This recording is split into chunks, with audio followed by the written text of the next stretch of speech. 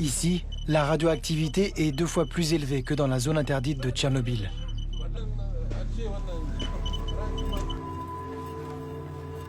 La ville est sortie de terre dans les années 70, grâce à ses gisements d'uranium. Elle est bordée par 2 immenses mines, gérées par des filiales de la multinationale française Orano, que tout le monde ici appelle encore Areva. De cet uranium, les habitants d'Arlit n'en aperçoivent que le relief.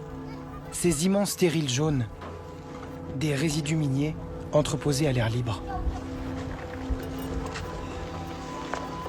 Les poussières, portées par le vent du Sahara, s'engouffrent dans la ville, jusqu'à l'intérieur des habitations. Qui parmi vous est malade aujourd'hui?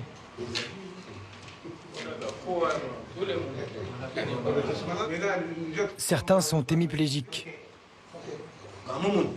D'autres souffrent de maladies chroniques.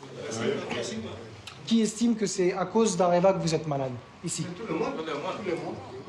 Officiellement pourtant, ici, aucun habitant ni aucun salarié d'Areva n'a jamais été reconnu malade à cause de la radioactivité.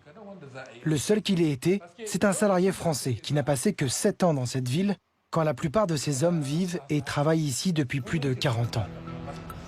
Dans la nuit nigérienne, nous rencontrons un salarié du groupe. Il nous remet cette clé USB, mais ne souhaite pas répondre à nos questions, par crainte de représailles. Sur ces images internes, tournées par la multinationale, nous découvrons l'ampleur de l'impact environnemental. Le groupe utilise des explosifs pour accéder à l'uranium. Dans la poussière, les mineurs retournent la terre radioactive pour obtenir cette pâte, appelée le yellow cake, un concentré d'uranium. Orano en produit 2500 tonnes par an au Niger.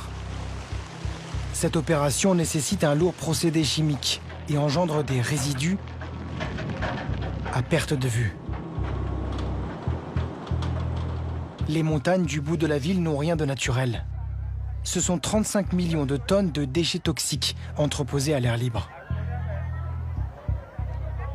Pour mesurer les potentielles retombées de poussière radioactive sur la population, nous sommes venus avec un matériel spécial, un appareil qui mesure la radioactivité.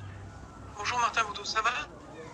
Pour nous aider à le manipuler, Bruno Charéron, ingénieur en physique nucléaire à la CRIRAD, la seule association indépendante française qui travaille sur la radioactivité.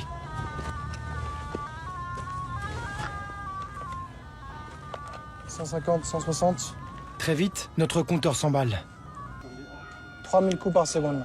Soit 30 fois au-dessus de la radioactivité naturelle.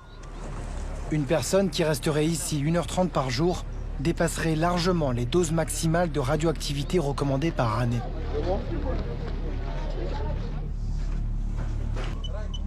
Des éléments très radioactifs comme ça au milieu d'Arlit, qu'est-ce que ça vous inspire? Je suis choqué et c'est ce qui m'amène dans cette livre. Et c'est pourquoi j'ai risqué mon travail, j'ai risqué tout. Je continue à risquer tout parce que ça me choque. Je pense qu'on ne peut pas laisser les enfants et les pauvres femmes innocents dans de tels machins. Et ça, vous savez, c'est destiné à quoi? C'est destiné à une construction d'une maison, voilà, ou d'une école.